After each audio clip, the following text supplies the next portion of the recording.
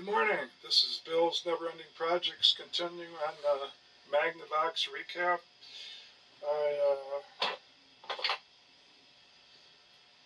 I'm using this solder, and I'm using this gun because it heats it up so quick. And there's the 8 capacitors that I took out. Since they're so big and now they're so little, the boards are made for these big ones, so you can't put them tight to the board anymore. So because they're not spread as far apart. So there's all 8 of them in there. And like I said, the 100s, all the 200s,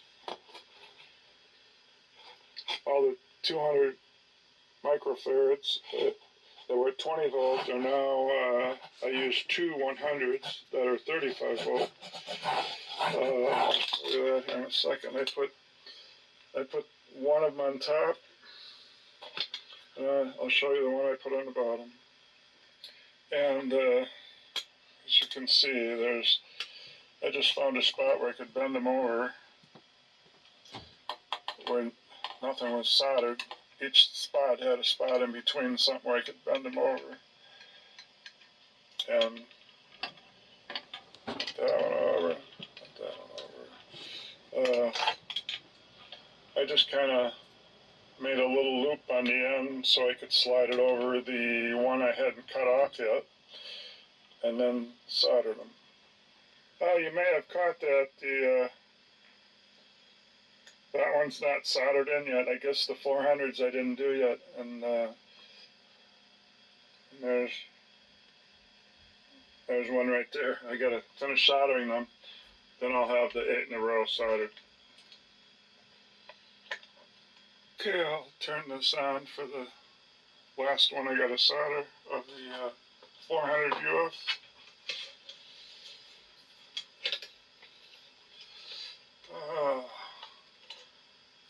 Gather up some solder in my hand here. Guess I'll be going in from a different angle now, but I guess it could still be possible here to do it. Definitely don't like it at this angle.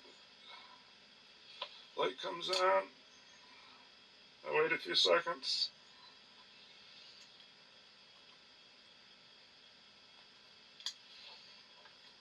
And then I straighten this one up when that one's dry. It's easier to take them out later if these things are straight, as I found out.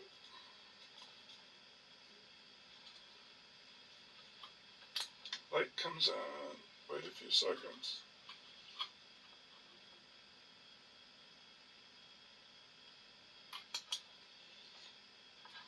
Is that good? I'll have to tip the board a little here. I got to get it on the back side a little better.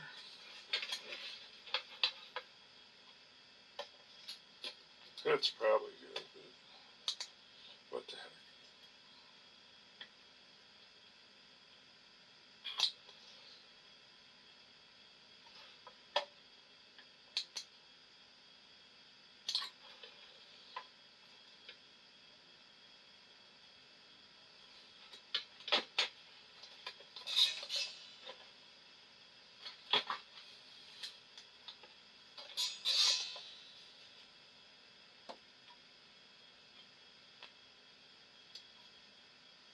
Okay.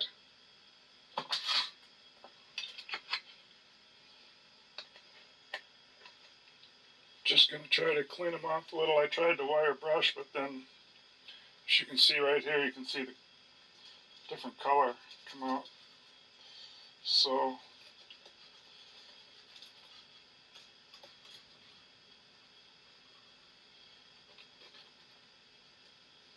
oh well. I mean, it leaves a little black here and there.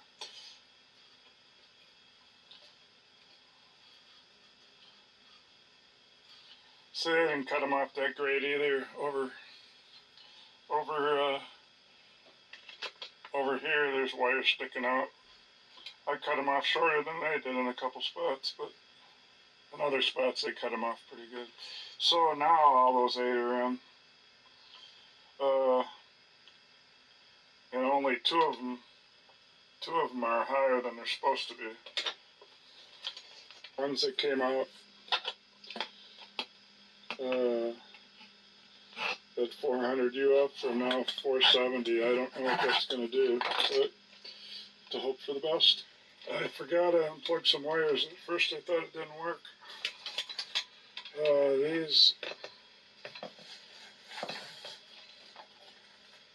That plug right there I'm not going to plug back in because that's just for if you have a tape deck. Pretty sure. They all just go to that thing there, so I'm just going to leave that out. I put the one back in the back here. That one, that's definitely hooked also to the power cord there. So put that one in and see what happens.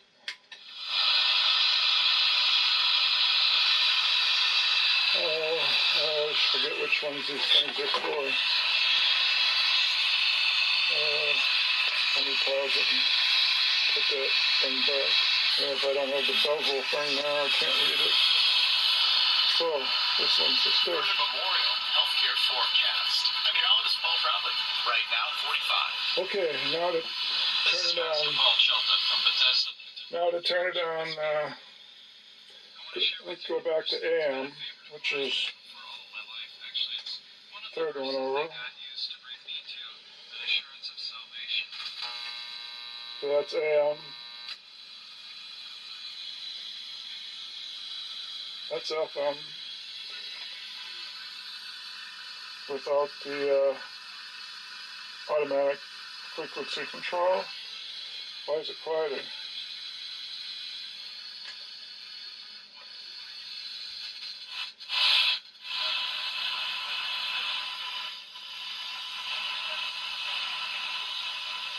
See, this is where I am. This is the selector. Time comes, they fail to show up. What if God were like that? What if we confessed that we needed His forgiveness, and then He failed to forgive us? How can we know? How can we be certain that He will do what He says? Put this one to AFC. That little verse also tells us why. Oh, I'm still there. It says if we confess our sins, He is faithful and just. So we didn't gain anything yet. God is faithful. He's reliable. He can be trusted. He's true to His word.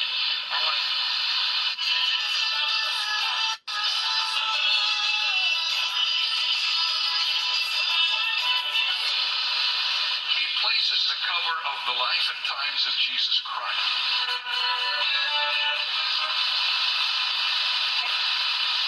For over 20 years. Okay. Symptoms started when I was about 10. Hospitalized when I was here throughout middle school, but it took us about 10 years to get that diagnosis, and then I've been in treatment ever since. I never thought about this baby. Thinking about this conversation. And hospitable are really similar words. Yes. Was your experience in the hospital setting was hospitable? Well, it depends. Okay. I think it's just it could be one. Well, that's funny that it hisses on the AFC. I don't know. But changing those capacitors didn't do anything, so now I'll change some more. Okay, I've got 6 left capacitors, electrolytics to change in the power side. I got that one to do now. That one. These 2 blue ones, a short one and a tall one. Well, actually 4. And then I see in the middle ones are 2, so I'll probably do these 6 at once. 4 left over here and 2 there. And then after that, I'll start looking over at those 2. Okay, so next is 6 of them.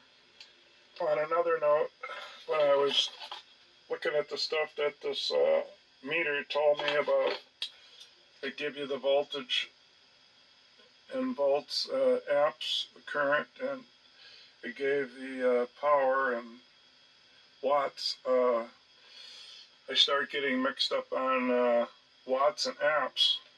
So I know it said it took 0.47 milliamps, which is less than a quarter of an amp.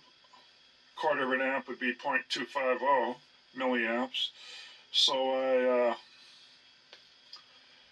took the Ohm's law thing. If you know 2, you can get the question mark one.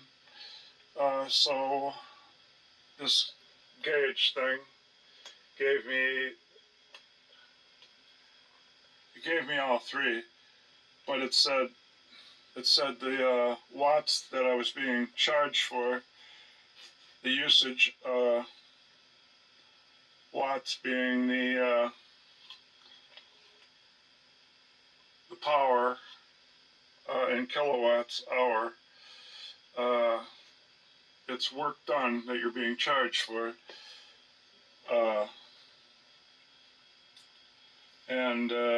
So it told me I got about 8.7 or something. So I wanted to see how this Ohm's law works, so I took the 120 volts and I took the amps, which is 1.47, like I said, less than a quarter amp, and I multiplied the volts times the amps, and I got 17.64 watts. This thing told me I had 8.7 watts. It did give a high and a low, but it said 8.7. So whatever. I was just trying to and sometimes when you're getting one of these where you're missing one and you want the other one to use a resistor or something, sometimes you have to divide. But so the difference between volts are easy. I mean, if you had an old car that only had a 6-volt battery, you don't have much of a push, and it doesn't start very good in the winter. So then, from 1954 up or something like that, about the year I was born, so about 69 years ago, they started making them 12 volt, so it had bigger push when you went to start it. And of course, there was batteries had different amperage. That would be the strength of even that big push could have different strengths of amperage. And so look at the amperages, the strength. So the flow, the drain. So my drain was 0.147 milliamps, less than a quarter watt. So that's not much. So the stereo don't take much to run. And even if it is 17 watts or if it's 8 watts like this thing says, either way, this doesn't take much to run. And so I was just trying to clarify the strength, the current, how like on my welder, if I crank it up to 220 amps to use my stick welder to cut with my rod to cut through metal and melt it away. I did the math on that, and I'm using thousands of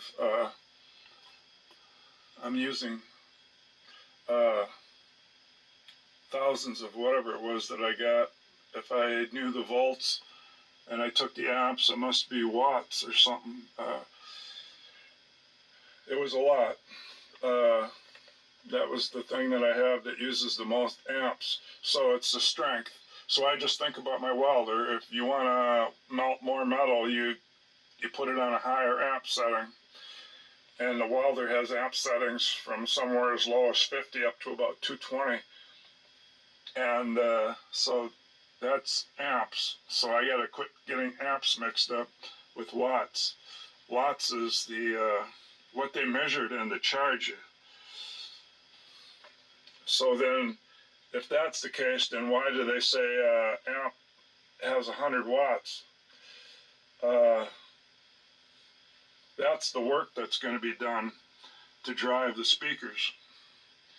the work that's going to be done, and you will get charged for it when the work is done. When you turn it on and you are pushing speakers. And so on speakers, if you change the ohms of your speakers and putting on smaller ohms, so if you went from 16 ohms to 8 ohms, the amp would be pushing a lot more, and if you went from 8 ohms to 4 ohms, the amp's doing a lot more work.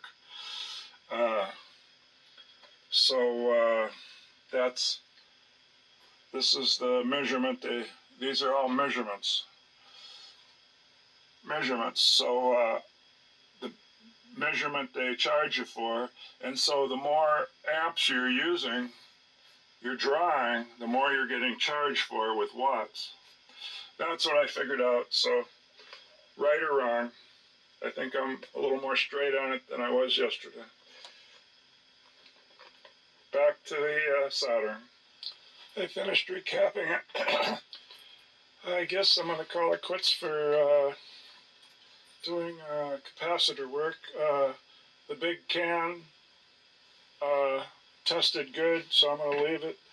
And there is maybe 2 up here in the RF section that I should change, but I don't have the exact ones. I'm not gonna change it unless I have the exact one. Otherwise, it might change, and I might have to align it because it's working good right now.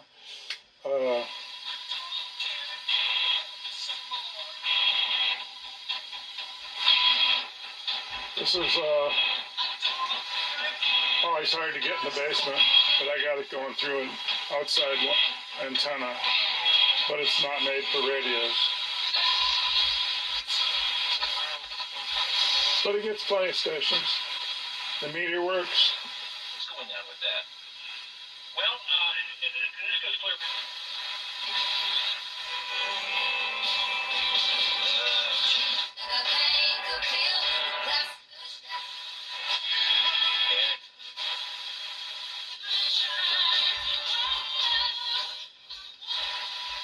It's meant so much to me in my life and my family.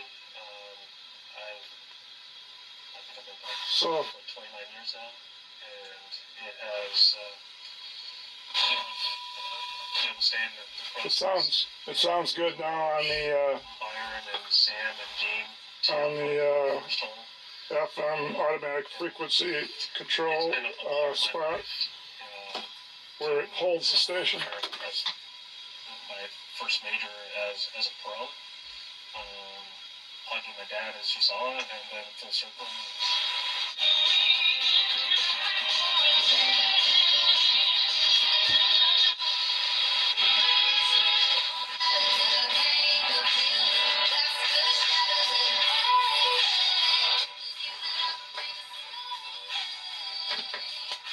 So, yeah, this knob, for some reason, the people that took this out,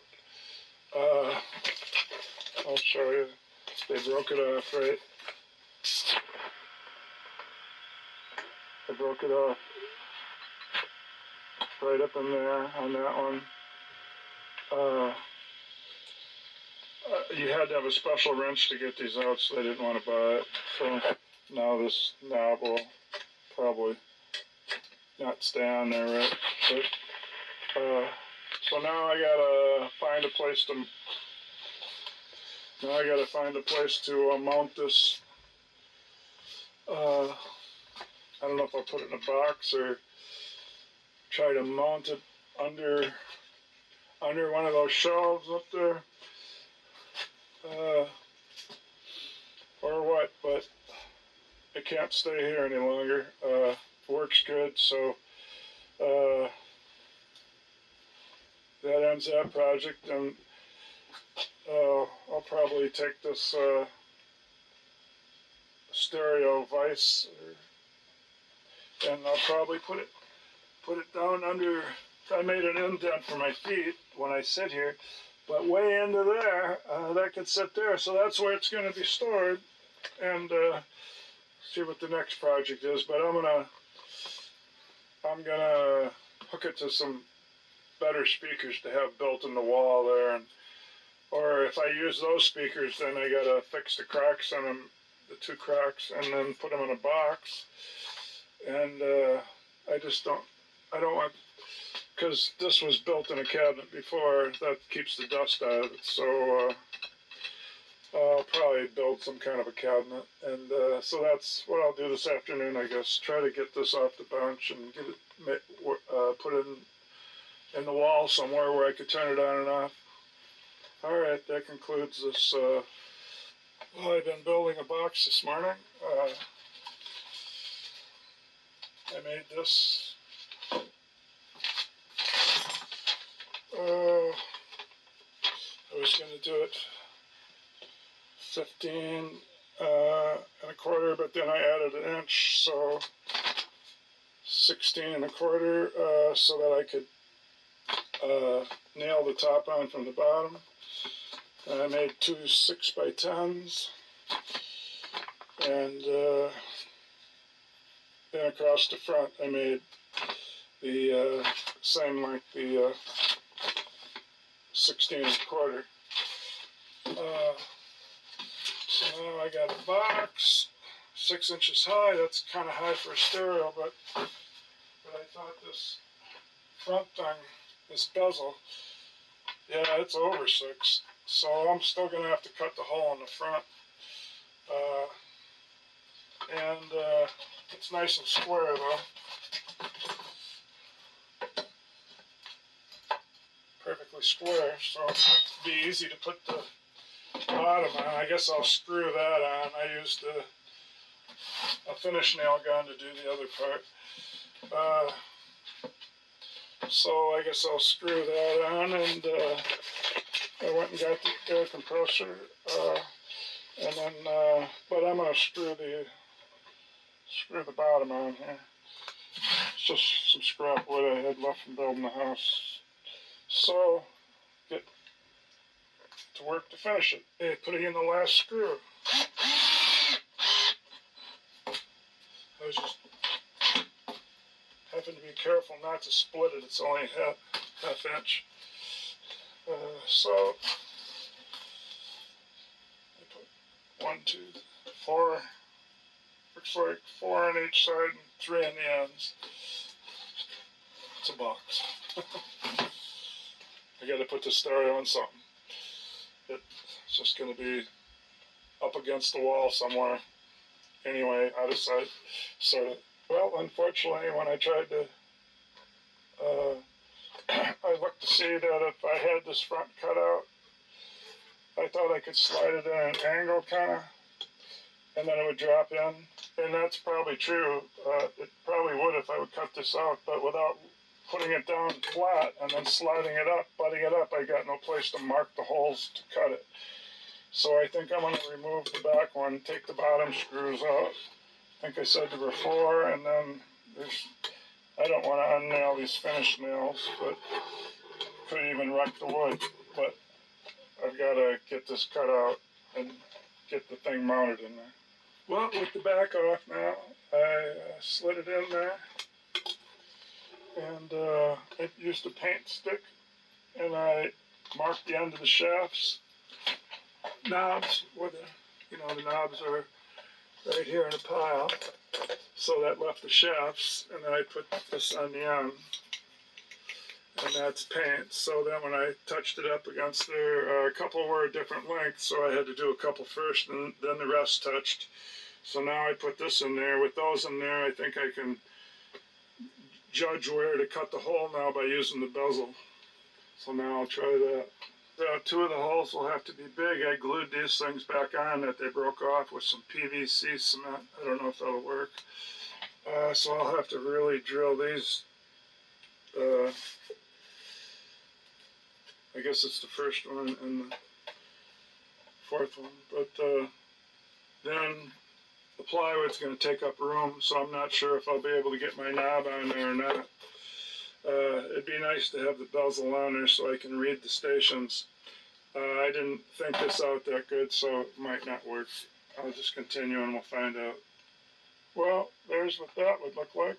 I cut the bigger holes, and so up here, I'd put a notch for that thing. So if the knobs were longer, I'd be done. So now I'd have to take my welder and add on. I'd have to take a bolt and cut it and shape it the shape of that knob so that an odd shape. I mean, this is to take them when they're got a flat side on it. So if I could cut a bolt off and add an inch, I don't know, at least a half inch, because this plywood's half-inch thick. So if I could add something to all 5 shafts, then I guess it would work just putting it on the edge like this, and all I would have to do is cut the hole to see the dial.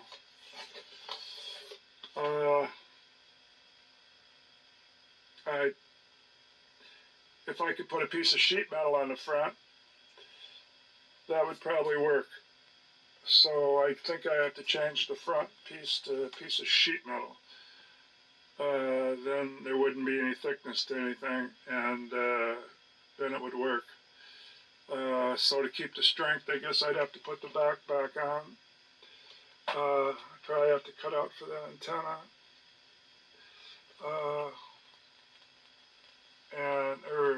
I guess the antenna would go on the inside. I don't know. I'll have to figure it out.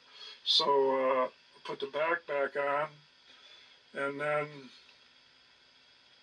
first I'll cut this hole out just in case I can do something with this. And then if I can't, I'll be switching this to a piece of metal. I guess. It'd be nice if I could use this front since it's all there, but I doubt I'll be able to lengthen the shafts. But unless there's plastic inside those knobs, it could be plastic. I don't think I could weld on them, but at least I could maybe use this to trace out on the metal. I'll do one or the other here. These knobs have a fat part in here, half-inch, so I gotta drill this out.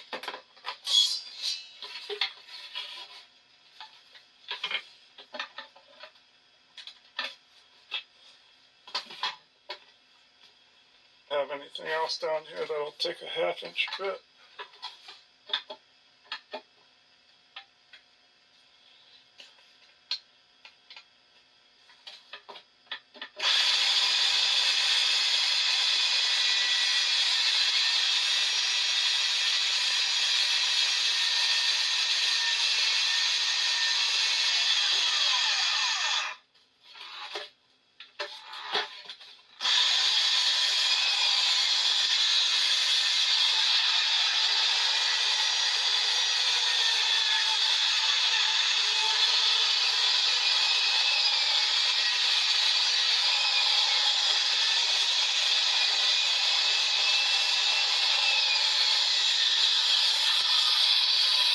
Okay, I got the back notched out for the antenna and to plug in speakers and the antenna. But this time I didn't nail it on, so right now I'm taking it back off so that I can take the stereo out of there, and I got to pound the front off. I'm going to go use the front for a pattern to match a metal one. So here I go. Well, I went out and found some scrap, and I didn't have a long enough one, but I had a couple pieces that were the same. I put them together. So you can see total different thickness than the wood. It's probably a tenth of what the other one is. So then I'm going to use this other thing so it wasn't for nothing. I can use it for a template and copy everything. I can cut this out with the Sawzall, just like using the jigsaw on this. And those, I don't know, maybe I have some huge drill bit I could put in the drill press, but if I have to, I'll burn it out with the stick welder. These I can drill out on the drill press. So back out to get her done. somehow the black mark, I wasn't there before, I must have burned it. So. Well, back down from the garage after the paint dried. I guess I could always use this one for a template in case I ever do this again. Of course, this is the one with 5 knobs. 1, 2, 3, 4, 5. The other ones have just a year older, a 67, have 6 knobs. So I guess it would only work for a template for this one to cut out one of these. Oh, did I just touch something sharp? I thought I ground it pretty good, but I didn't file. I used a sandpaper. So the way I did it, I got this bend on the bottom that should equal what the plywood equaled.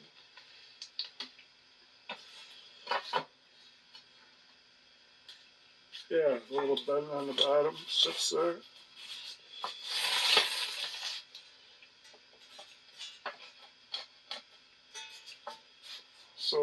So this part won't stick out, and then maybe that I can attach well, yeah, those screws I had underneath here, I said I wanted to put 4 in there. Maybe I can put them in this or something, but the bend adds strength. And I didn't have an inch. I mean, I used a spade thing to go through the wood. That's how those come out to be an inch. But those big, huge drill bits are hard to come by. And I found out I had one in the shop that's an actual 1 1/8, and I got one that's 15/16. So I'm going to have to file another 16th off both those. And then I'll have to, since this isn't wood, I'm going to have to put 3 holes in the end with the drill press. I forgot to do that on each side. I mean, it's not wood, so that'll be my front. And so I just thought I'd update what I got done. And the next step would be to file those out. And I'll probably have to file a few other ones too. And get it to fit like the wood one did, and then maybe I can put it in there for good and put the back on and screw this on. All right, that's the end of my update. Brewers were in a rain delay, so I might as well have just kept working on it. It's Wednesday.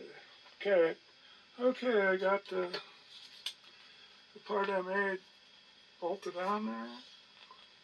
3 screws. I went out and drilled those out in the drill press, and I see that this hole's not centered. I guess I'll have to take these 3 screws back out on each side and go back out and put in the vise, and I'll have to file it to this side. This one's pretty good. This one's also is against the edge. This one's pretty good. This one's pretty good. So it's just these two. These two. Then I had to cut because of the bezel would have stuck down to here, but with this curve in here for strength. And so I could attach the bottom to this part if I wanted to. I probably shouldn't have put a thing on there, but since I did, I had to go cut a 1/2 inch off the bezel on the table so it didn't break. Cut good, and now it'll clear that bend. And then it will, if only I had those last 2 holes centered, it would go on better. Let's see. Yeah, I have to center them, I think, or the knob won't go on right. Just be better to center them, and I don't got to worry about it. So in the morning, I got to center those 2, put this all the way on. There used to be a nut where you needed a special wrench on 2 of these.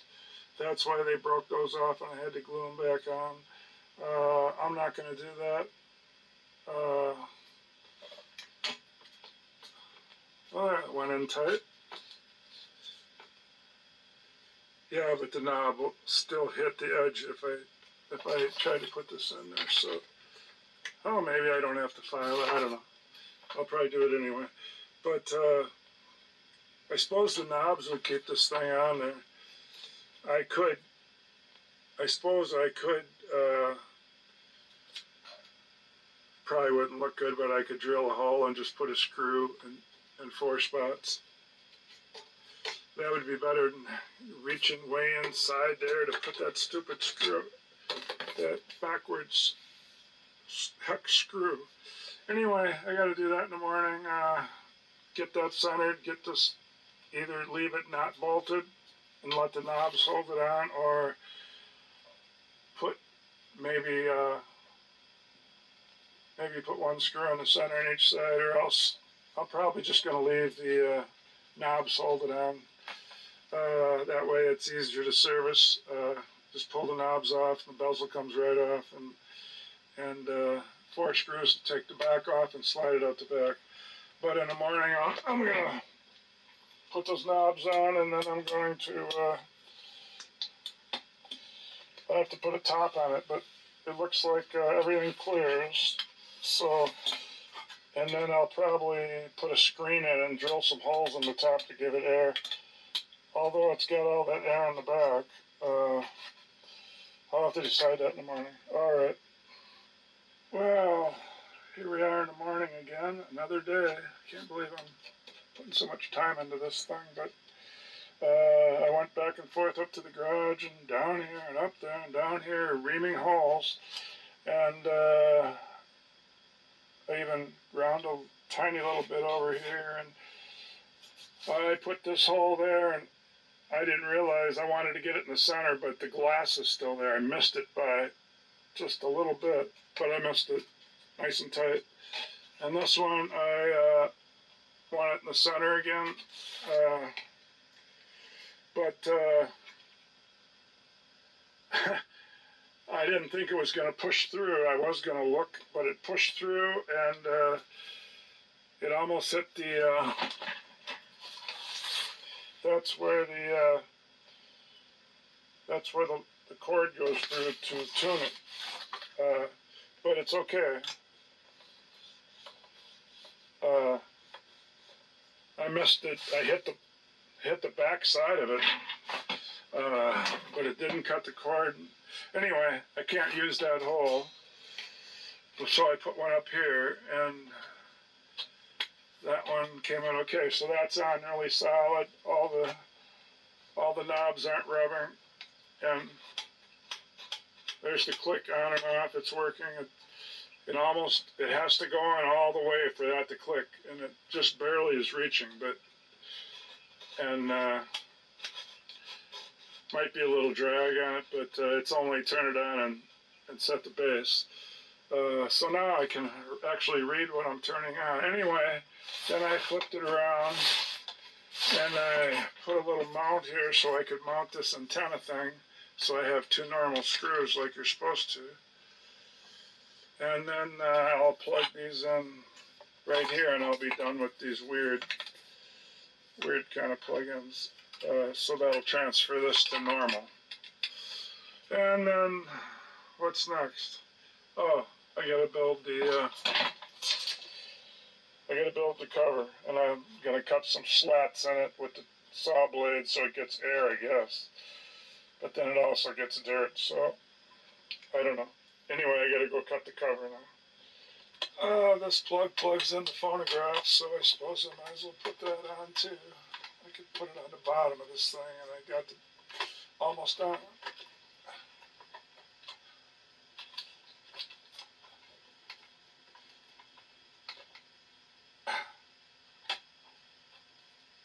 There it is.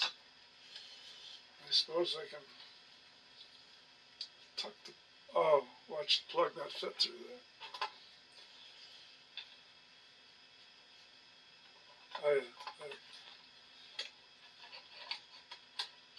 And I found out this one goes in the record player also, so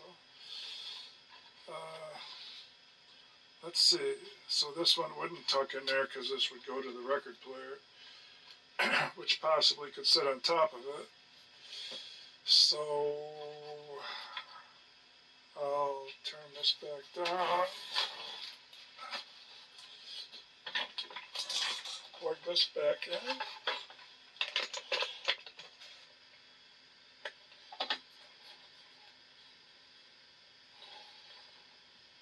One's different. It's that top left. One's different there.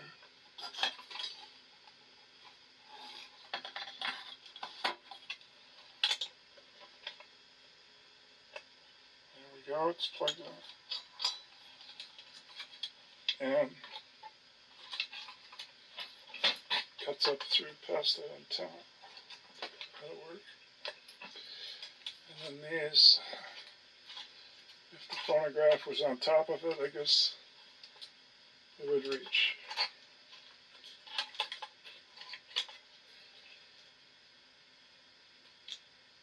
And these, I'm not going to use the extra speakers, so I could just, somebody already cut some of them off anyway, so I'll wrap these up and tie them off so they're just neat. Later on, maybe somebody will cut them off. Okay, so I got that and that. Now, I don't like hooking those speakers up back in there on those terminal strips, so if I could get something up here where they were normal speaker hookups from, then I could plug them in one last time. This says pilot light. I don't, pilot light must be some red light up on top of a console stereo telling you that it's on, I guess. So now I gotta figure out if I can get a quicker way to hook speakers up so I don't have to use those little plug-ins down there that I don't really have. So on to that. Realize these wires I plugged in, I knew it before, but I forgot. These that I plugged in go to this right here saying play and record. So I just made it so I could hook up a tape deck, I guess, or an auxiliary. And so this thing must be the only thing that goes to the turntable to power it on, or it's got, I don't know. But those weren't to the turntable. I gotta go cut the cover for it, but then I wanted to make sure it was square, and I went like this and got 19 1/4 right there, and then I went the other way.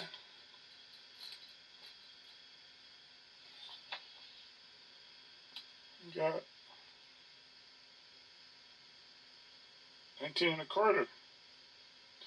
So that should be easy to do the cover if it's square.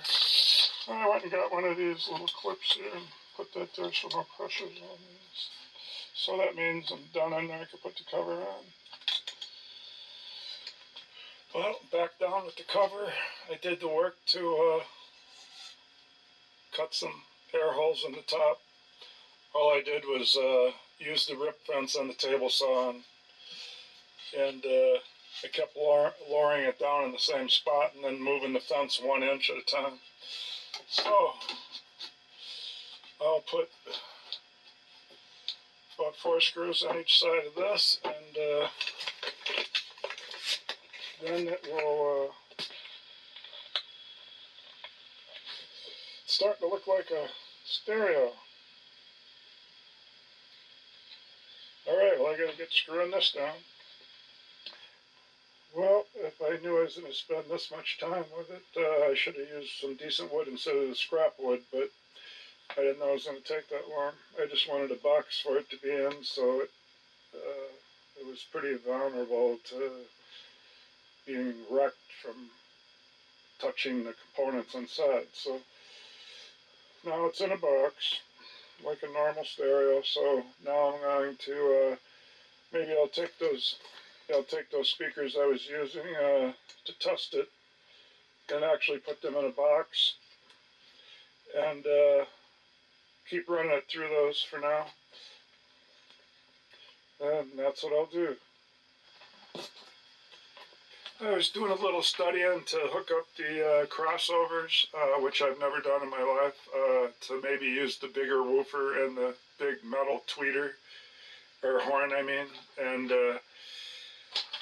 after all I've studied for electronics about capacitors, I just realized that the electrolytic, or the electrolyte that they put in the electrolytics isn't the dielectric. The dielectric is the part that of a capacitor that holds the charge, and so the dielectric materials and electrolytic are rolled up of just like the polyester. They all got these poly names. You can read them, they're right there. Polycarbonate, polyester, polypropylene, but all those are what's they call the film.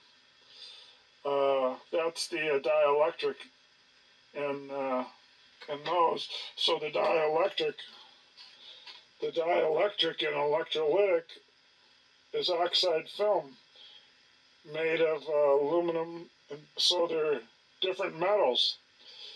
So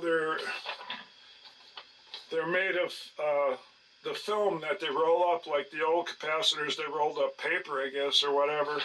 So the dielectric is the material they roll up. That's what does the holding of the electricity, the capability of holding electricity. It's not the electrolyte they put in it. Those are just capacitors that work really well for power supplies because of the electrolyte. And so even though the electrolyte leaks out after years, they're still favorable to use in power supplies, and they know they're not going to last.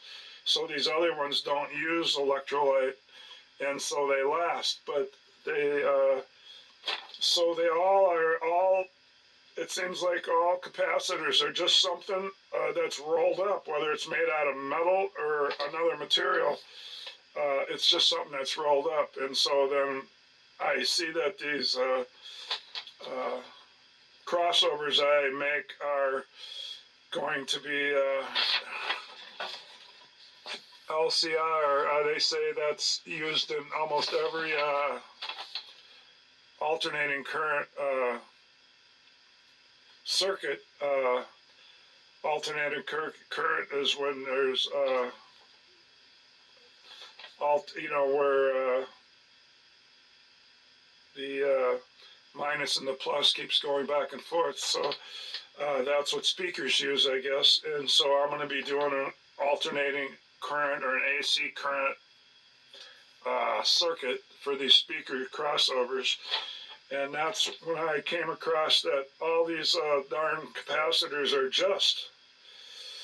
they're just rolled up material, whether it's metal or if it's some other material rolled up, made out of the P's, made out of all those P names, or even another material. It's all something rolled up. That's what holds the electricity. Adding the electrolyte just makes them better for power supplies, even though they know they're not going to last because they're going to dry out or leak and wreck other things, like in my pinball machines.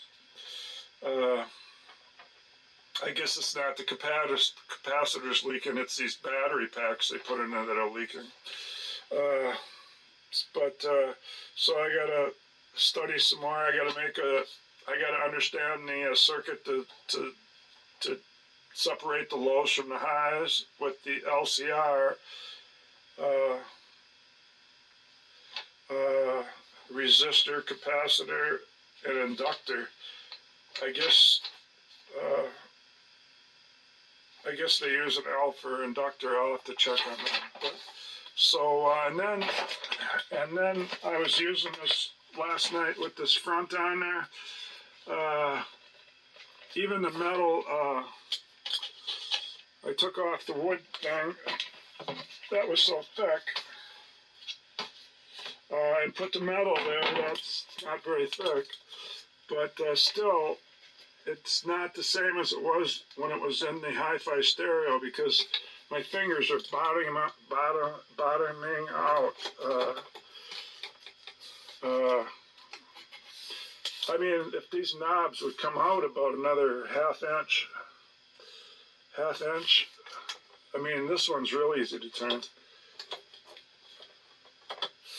So, but this one drags.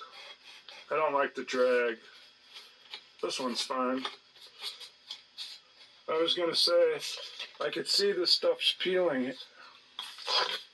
See that moving right there? I could peel this off. And then I would have my labels and I could just glue it to the metal. And then I wouldn't bottom out when I don't like bottoming out when I try to turn it. I'd like to have, I mean, if they would have made the knob come out to here, you'd have a whole knob, but they made these skinny little knobs where you, maybe I'm just being picky. Maybe I'll leave it alone. Maybe I'll leave it alone. But anyway, I got to go back to building the crossovers. Well, I got the fronts, the backs, and the sides cut. I thought I'd wait to get a precise measurement of the top and bottom without cutting something that won't fit. So,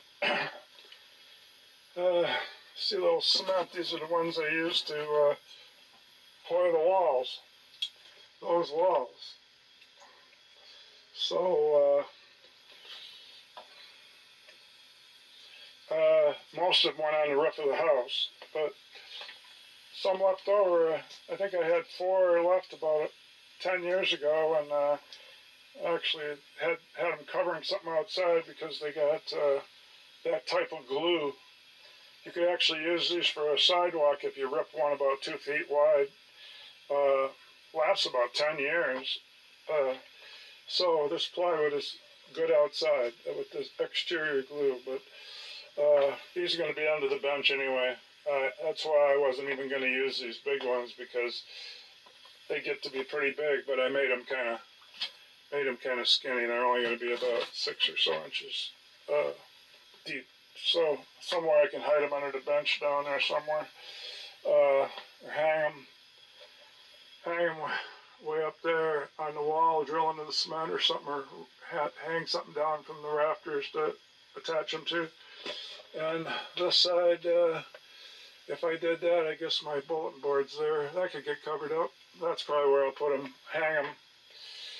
And then, so anyway, I got to get out and cut the tops and the bottoms, and I'm going to put them inside instead of over the top. It would have been easier over the top, but I chose to put them on the inside. I could hit these with a belt sander. I probably will. I even cut the tops and bottoms and sides. I can make a little speaker closure to get more bass out of those little bitty 6-inch ones. And then I cut the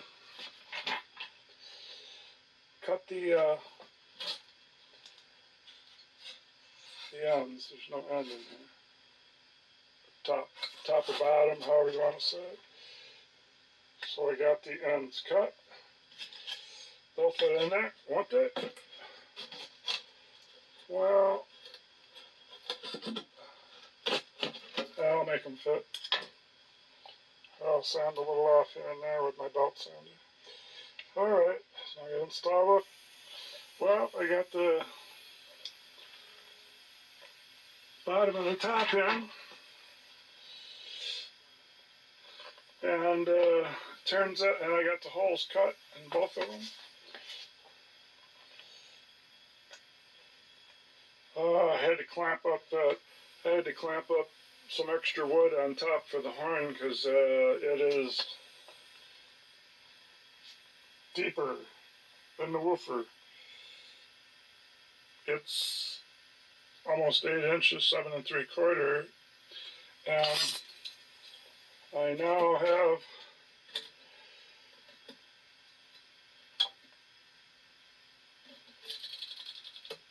over 8, so now it'll fit for depth.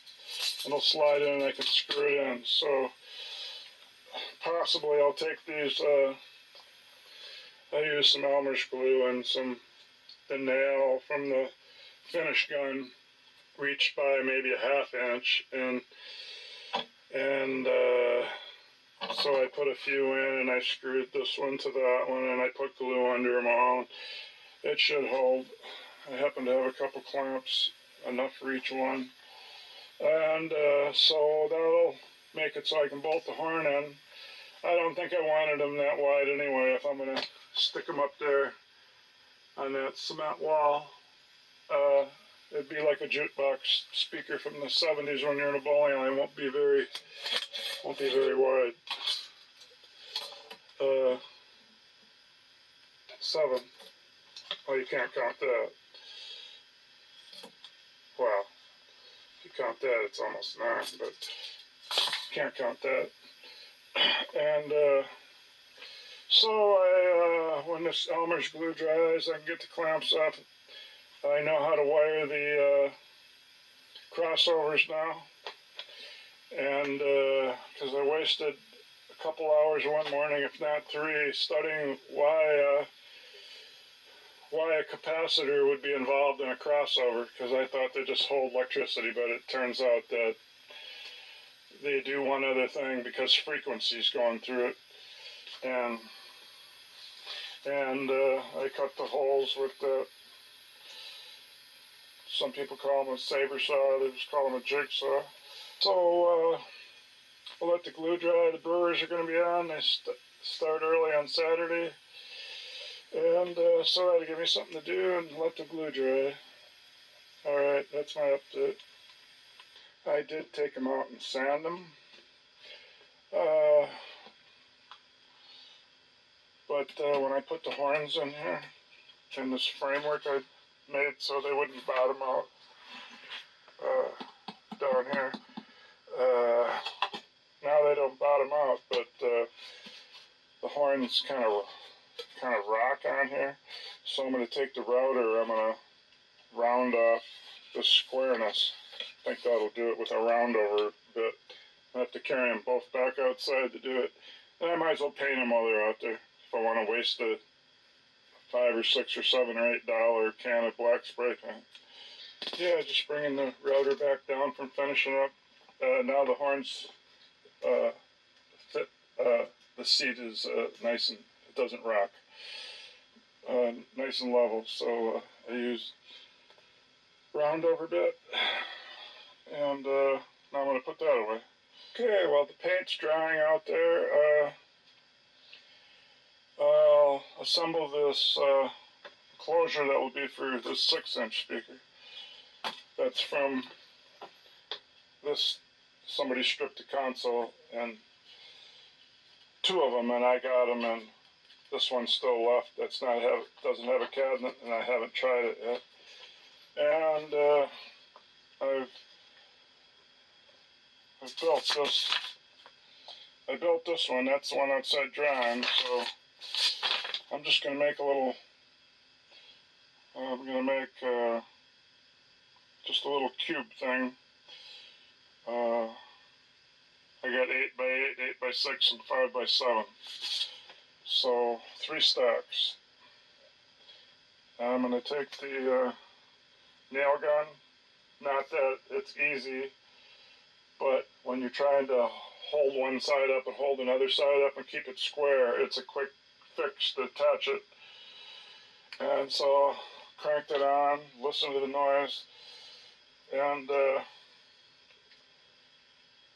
start assembling it. I did building the first speakers was I find anything I can to help hold it up. In this case, the rest of my sides, bottoms, and fronts and backs work good for holding it up. And it seems like whenever I use the nail gun from the right side, I'm right-handed, I don't know, I always seem to get it in the center and it doesn't stick out this way or that way, and I don't gotta pound it back out. So I'll continue to nail from the right side, whatever, however that works out better, I don't know. I can leave it roll for a little bit while I'm doing this, I guess.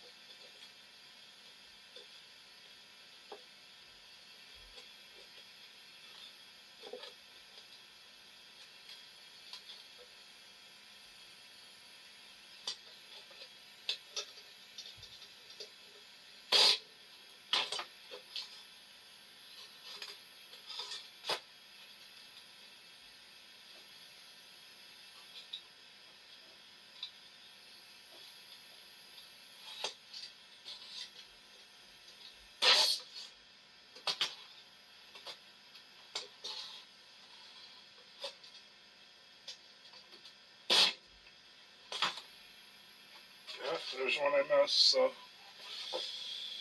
sticking out right here. So just pound it back out.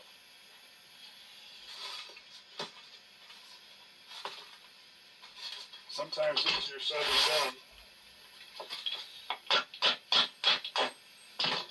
That one came right back out.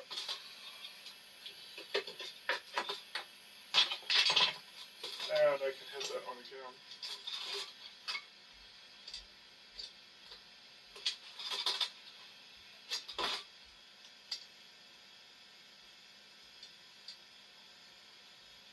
I guess I already did.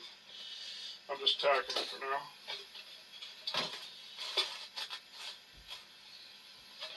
Okay, so I need the 6-inch one. Must be this one. Yeah, okay.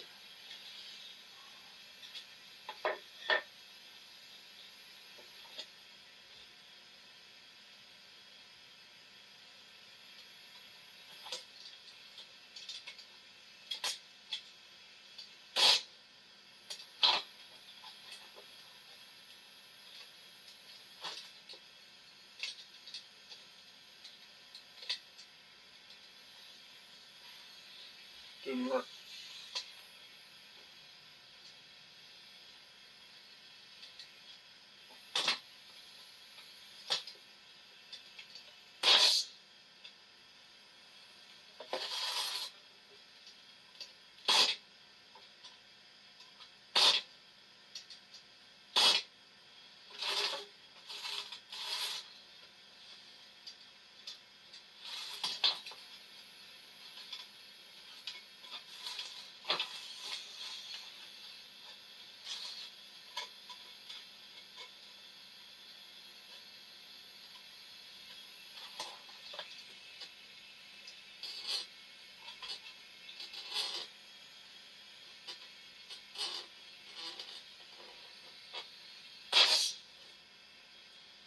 Well, you get the idea.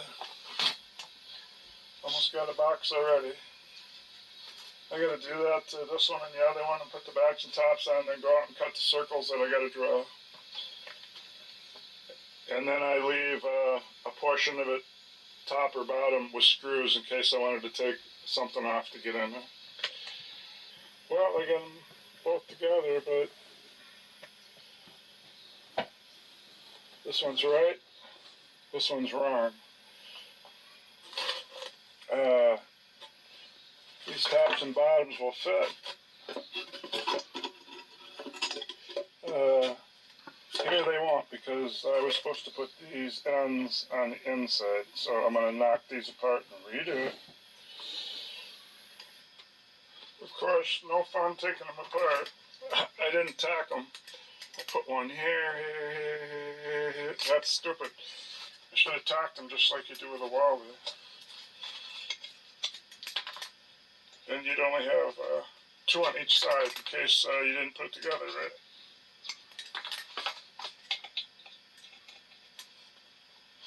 And these things really hold. I'd only really need 2 on each side. It's amazing how much strength these things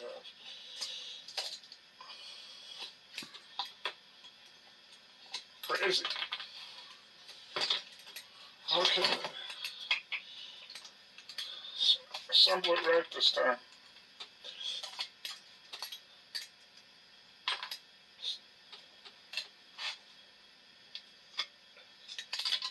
Okay, this time I'll assemble it right. Well, I finally got the cubes done correctly, and about to go out to chop the holes in them, sand them, and paint them.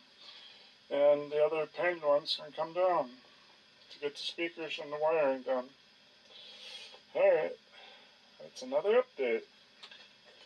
It's going to get noisy. I'm going to clean up my spot a little. The vacuum.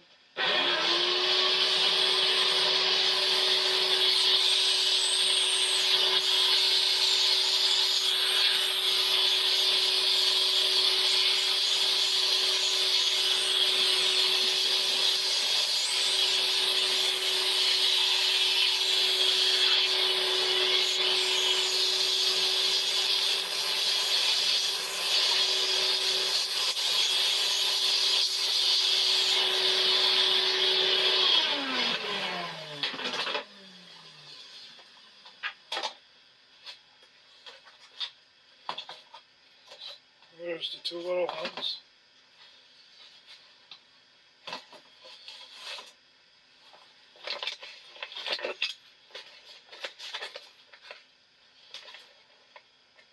Yeah, the black paint makes it look like you can't tell it's scrap wood. Been out in the rain, used for cement walls, everything else. So that can be for the 6-inch, and now I'll bring in the other painted ones. And the bigger ones are in here painted now and made so that the speakers will fit flush. So I'm going to set one aside and lay one down flat and start doing the wiring. Here's the horn that I'm going to install. I measured it to 12 ohms. Guess it has some writing on the side here.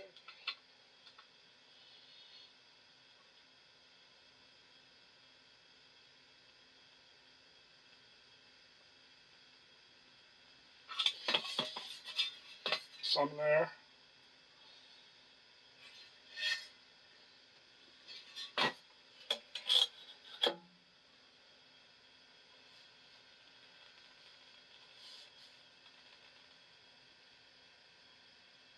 So these are going to be what I'm going to be installing. That's what I got for free off Marketplace with the Magnavox receiver. The Magnavox receiver, that's just waiting for me to hook it up so I can turn it on with the speakers that it used to run in 1968 or 69. So I guess I better get to it. Okay, so I got my notes out that I took. I studied it so long I had enough notes that I made a little booklet. And then I found out in the end all I needed to know was for the horn to stop the bass, So for the high pass, it's called, I use the capacitor. And for the low pass filter to stop the high, I use the inductor. So for the horn, I use the capacitor. For the woofer, I use the inductor. And so, I mean, I'll have to take those out. 1/2-inch staples, my wood's only 1/2 inch. It would come out the other side, even if I could pound them in. But there you have the inductor. And on the other side, the electrolytic capacitor. It says, I'll have to see if I can read that. It says my notes say that capacitors used for crossovers do not need to have any polarity because this is speaker current is AC, means it's changing polarity. So you don't need to have that type of capacitor where you have to know where it's positive or negative. Yeah, you can't read anything on it. I'd almost have to unsolder to read what I got, which is probably what I'll have to do. I'll have to get the tester and see if it's any good. Anybody else would just change it. I'd have to see if I actually have one. Let's see. So if the capacitor was bad, it's used to stop the bass so no bass comes out of the horn. And if the inductor coil on a ferret rod, if that was bad, it wouldn't stop the high from going to the woofer. So now I'm going to wire it. Okay, I've got the staples pulled out of the crossover bracket, and I'm seeing that they're 8 microfarad, 25 volts Nichicons. So I'll test it with this. And they use 3 things to hook up the crossover. They also use a resistor, but the resistor has nothing to do with the crossover part. That's just to cut the volume down on the horn. They're already wired together. As you can see, the wiring is coming out of the capacitor and going right into the resistor. It's just some weird kind of resistor that I've never seen. Marked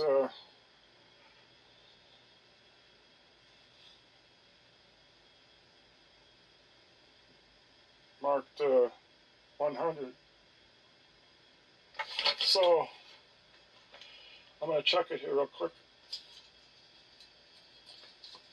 Okay, I've cleaned that resistor off some more.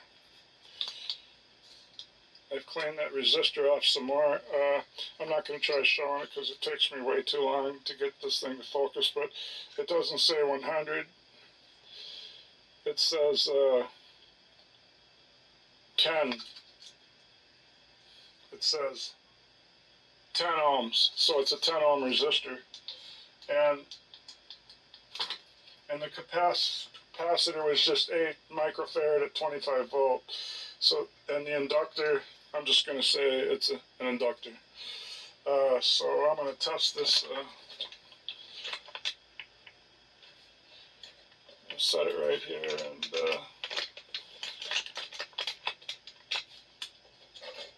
I guess it's in there. So if this thing beeps, I mean, it's kind of out of circuit. It's still hooked to that resistor. So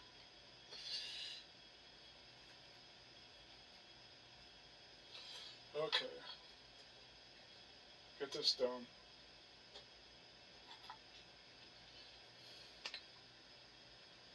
It's going over to the good side, but it's not beeping. It's not beeping the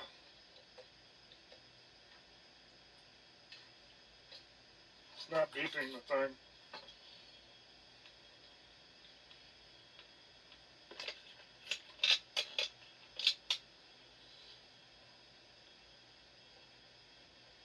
See, it goes way over. The needle goes way over there, way over there. but it's not beeping, so, but at least it goes way over, so I'm going to say it's still working. I'm just going to wire it. Let me check the other one, I suppose. Maybe that one would beep.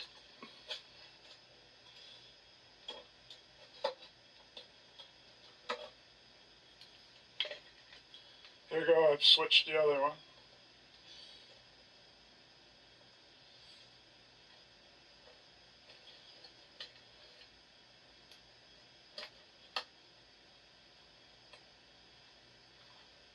It goes over into green, it just doesn't beep. Okay, so I'm just going to go wire what we got. And this is how I'm going to wire it. I'm going to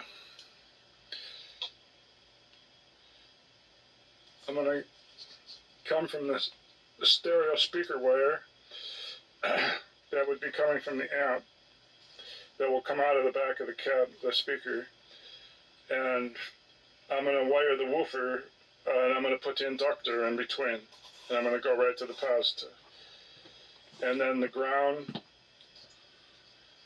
will just go straight to the ground with nothing.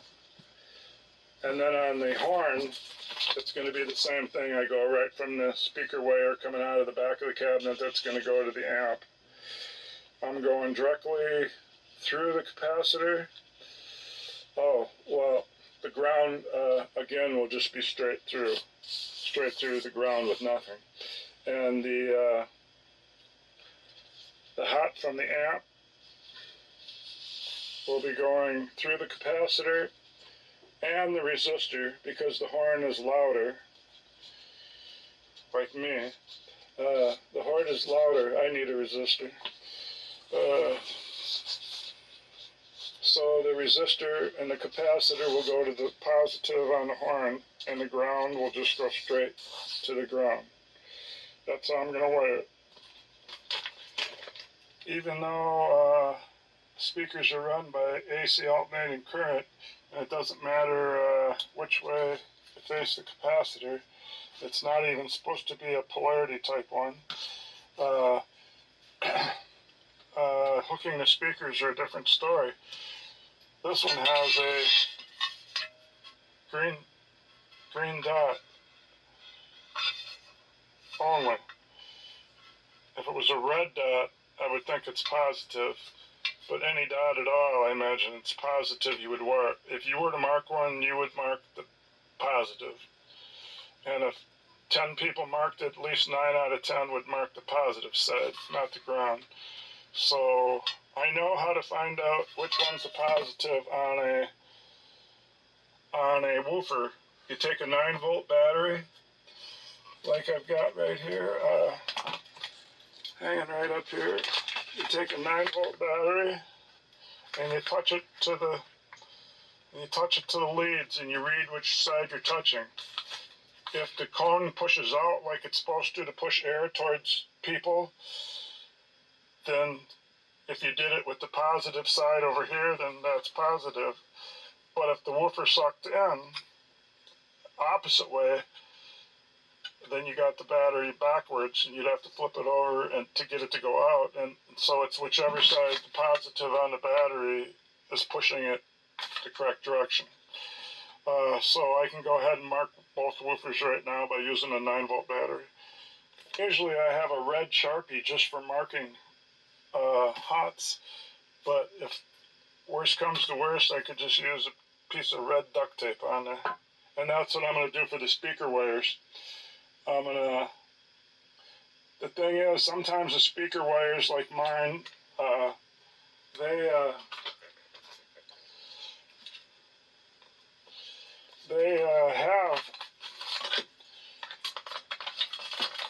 have a white wire in one of them. One's white and one's not. But if they would have made that red, then I wouldn't mark it. But just like the horn with the green, if somebody was going to mark one, wouldn't you mark that to be positive? That little, and that stripe's not even easy to see. If you turn it like this, you can't see it. You got to kind of wiggle it like that. If you turn it on this side, you don't see anything. So I'm going to put a little bit of red duct tape on each side that's going to be hot, so there's no doubt about it. And I'm going to put a little duct tape when I find out which one's hot here. And I don't know how to tell which side of a horn is hot. I suppose I could Google it, and there probably would be somebody to tell me. So I guess this is going to take longer than I thought to wire. These whole things are taking a long time. How did I get into this? Somebody put an ad saying, again, how did I get into all this work? I got the two console stereo electronic pieces, all that were stripped from somebody stripping them and burning the units, and and I had the speakers. If I didn't do something with them right away, they're just going to sit around. So then I wanted to see if it was easier to follow the schematic than it was my Scott that I am just not doing yet. Scott don't have much of a story behind their circuits. You kind of got to figure them out yourself. And the Magnavox was great for that. It was easy to follow, and I changed all these capacitors.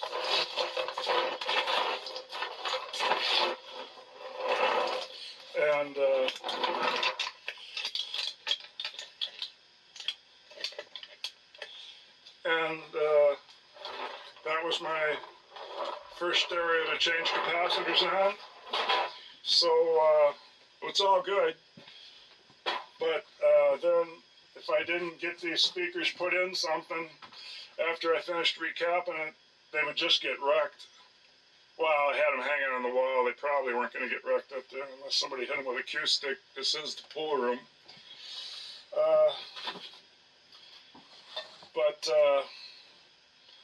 But then if I'm going to set up that Magnavox in here, since it was the first stereo I ever recapped and use it, I needed some speakers, and I need some bench speakers anyway I can cut into every time I want to check something.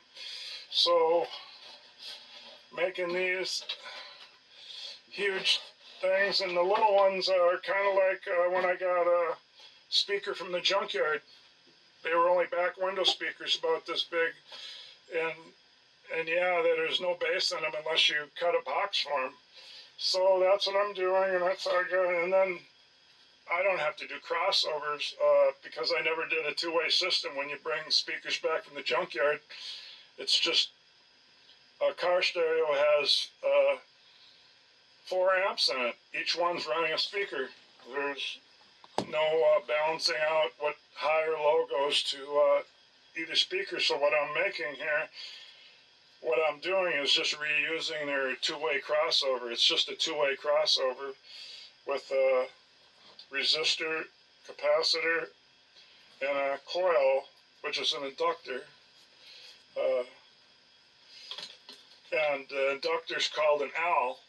When you do Ohm's law, if you were using an L, and capacitors abbreviated C and resistors R, so you got an LCR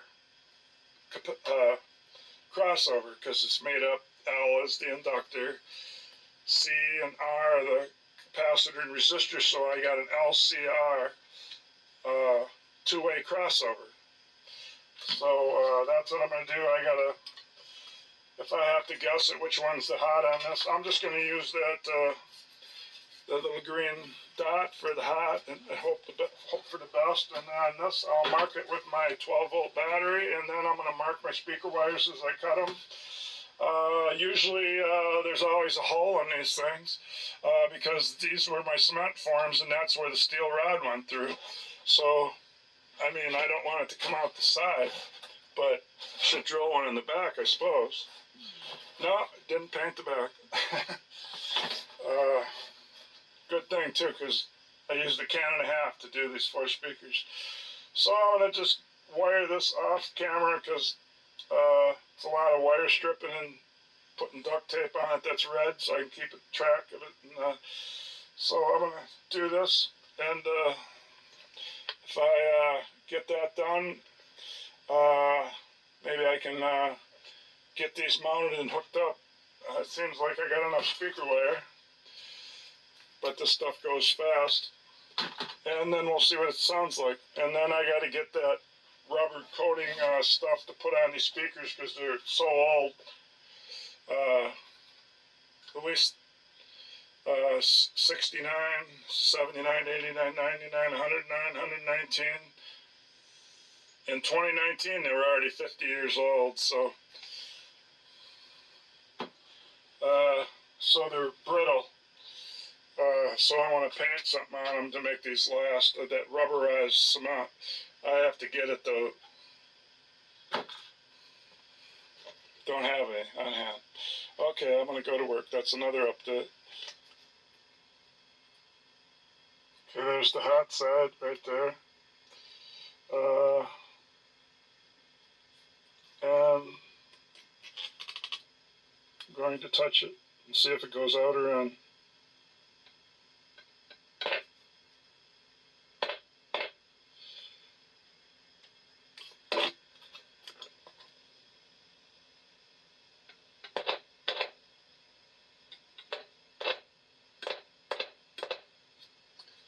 Yeah, so just like I thought, the hot's always on the right. It went out. So I'll test the other one similar way before I mark it hot. Okay, this would go to the amp. For a right or the left, go through my hole, come out, and there won't be any doubt about it.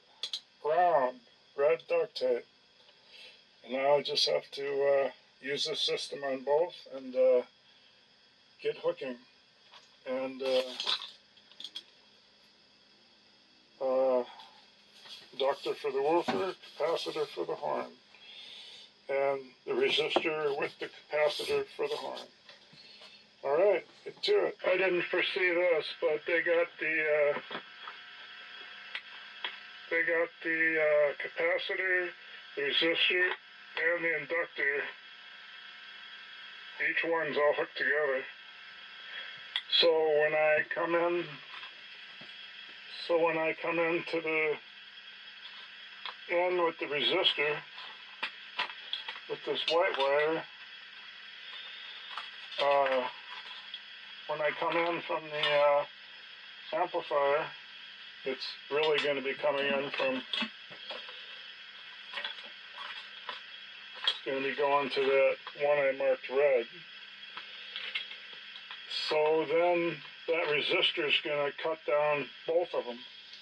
And I've heard the woofers are what's too loud on these, so I could probably unhook this thing from being hooked to both. And whichever thing is too loud, I'll just make the resistor go for just that one. So I guess I'll just put it together that way. So I found out what the green dot was for. Yeah.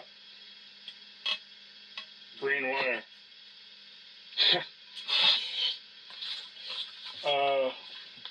So that's what I'll do. I'll let the resistor do both of them.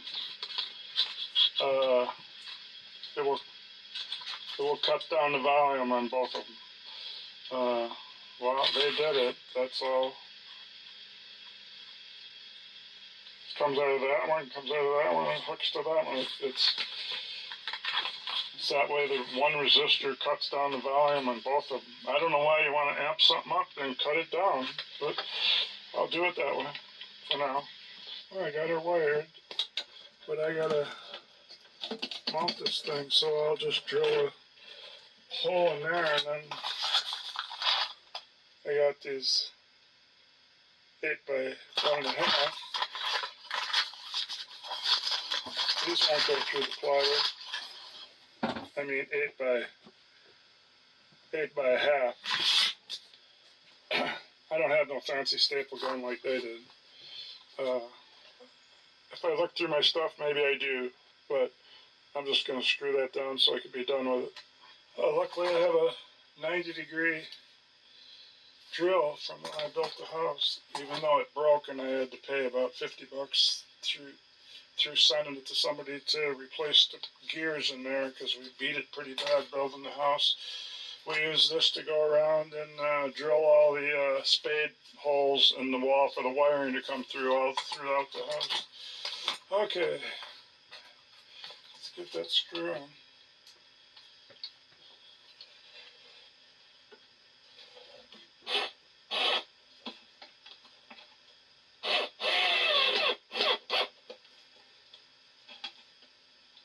Don't wreck anything. Am I rubbing the inductor?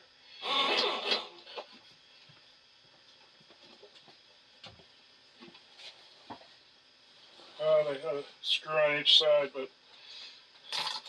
that'll be good enough. So, that'll be good enough. Maybe I can get a little tighter since there's only one screw, but otherwise I'm gonna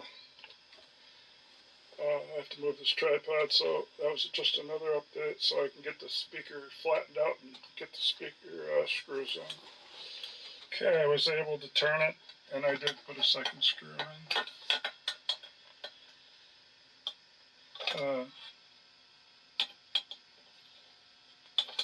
I guess that was covering it. There, put a second screw in. And recap, this is the hot. This one is split for the ground so that it feeds both speakers. This one didn't need to be split.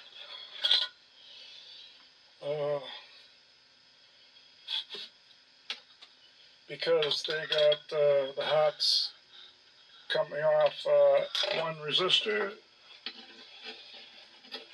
The hot's going to feed the resistor right there, and coming out of the resistor, it's hooked to both the inductor and the capacitor. Since they work at different frequencies, the inductor will do what it's supposed to do. The inductor will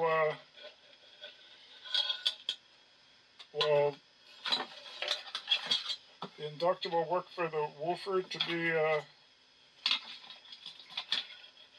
low pass filter, and the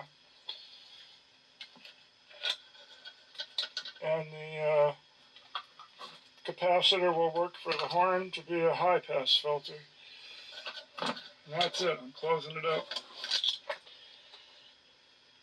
Okay, we're getting close now to hooking these back up to the original receiver from the console from 1969 or 68. I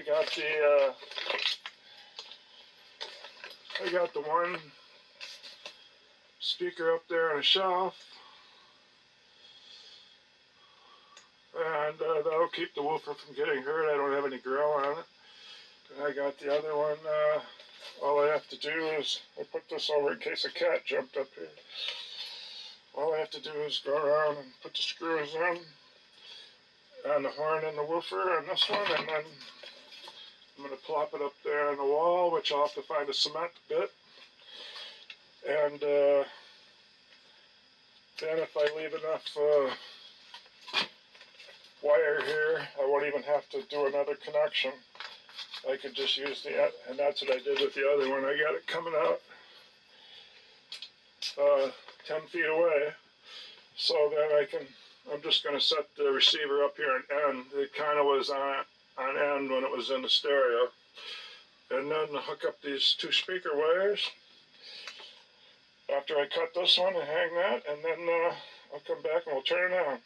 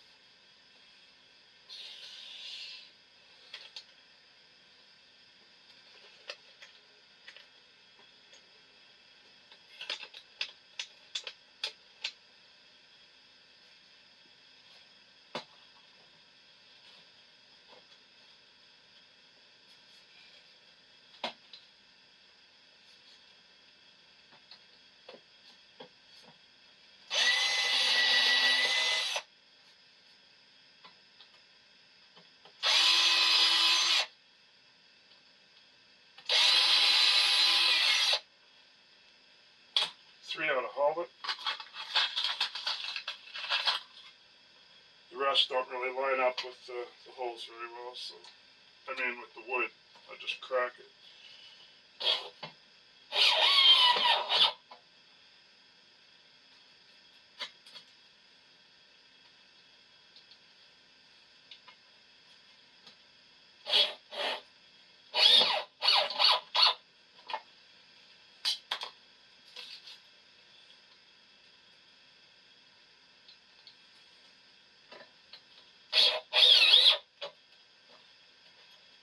I'll keep it in there.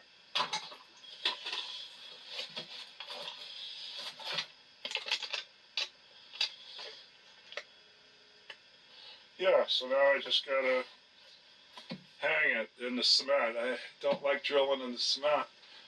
Maybe there's a way I can make a hanger coming off the rafters.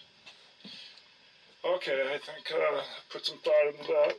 So here's the hardware before I hang it. It'll be kind of hidden. I used a piece of 3/4 plywood that I used a 3/8 bolt and made a hanger. I didn't have enough. I wanted to get a long length so I get a lot of screws in it. So they only are 1/2 inch. So I had to weld 2 pieces together again, and I painted it. But while the paint dried, I potted some garden plants. Then this happened to have already a 3/8 hole in the top, so I'll now go up there and add this plate to the wall, then I'll go up and hang the speaker, and then we'll see how it sounds. I'm about to turn it around, and we're going to try it. First time I forgot to hook up the antenna, I had it turned around. Then when I did turn it around, I realized the bottom was painted white, so I took it outside and painted that black, because that's the side that's going to face over here where I work from the bench, and I don't want to look at a white side. So, and if I hook up both these antenna things, if I hook both these up, it don't come in as good. So I'm just going to leave one hooked up like I had it. Alright, so it's working good.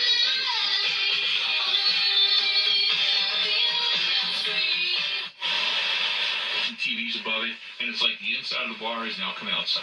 It's so great on that patio. Boondocks Barbecue Burgers and Brews, County Road, Candle, Oconomowoc, and do not forget, they have a food truck and they cater. So if you're looking for somebody to do your next event in the Lake Country area,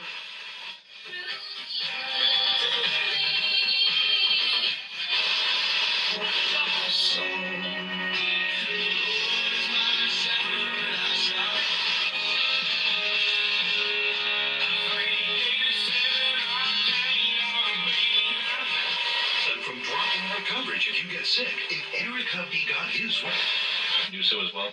Yeah, that phone number would be 407-8.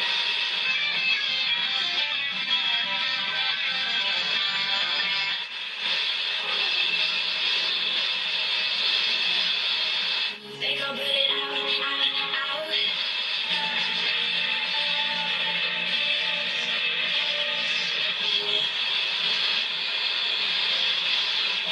Many of her mentees ask. So you get the idea. It sounds great.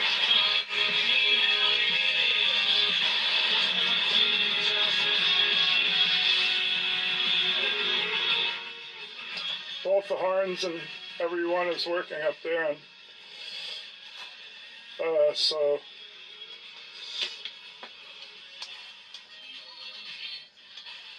and make it a place worth living. With Power Windows and Doors of Wisconsin. This portion of the Bill Michaels Show brought to you by Pasture Fried Cheese. Shop for your friends or family by getting them together. all right. Full of cheese or a pack. My favorite side cutter. Favorite needle nose. This cost enough.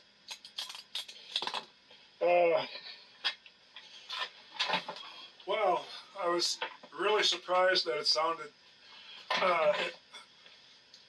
It sounded just fantastic. I didn't know what I was going to get. Putting the speakers from a 1969 or 68 Magnavox stereo, Astro, it says. I didn't know what I was gonna get. It's just fantastic. I didn't even know if I would use it, but heck, it puts out even amount of bass with the tweeters. The crossovers are working perfect. I will use it. And that concludes it. I've got a lot of exercise doing it, going up outside to cut stuff back in, and then my table saw is in the backyard. I'm somebody who that decided it's too much. I always got my table saw in the garage, always for cutting big stuff. It's always covered up with something, so I put a table saw in the backyard. I think it's a 1973 Craftsman. And I keep a tarp over it, and I keep mineral oil on the table. So besides running back to that table saw on my workbench outside in front of my garage door where I weld and paint and sand and wire brush stuff and just do general work. And down here, between going up there, back there, down here, up, down, up, down, up, down. So I had some welding slag go through my tennis shoe and burnt my little toe. I've got I didn't get any bad slivers, but I got a pinch somewhere, and I got a burn from the solder gun. But anyway, it's over. I can use the Magnavox. It's the only stereo I have that goes vertical. I don't have any other stereo that goes vertical. That is weird, but my vertical stereo. Crossways, yes. Vertical, no. And I never had any room for any more stereos. I just happened to have that little extra on the edge there. And but anyway, like I say, that concludes it. And I learned a whole bunch from doing it, and it was fun. Would I do it again?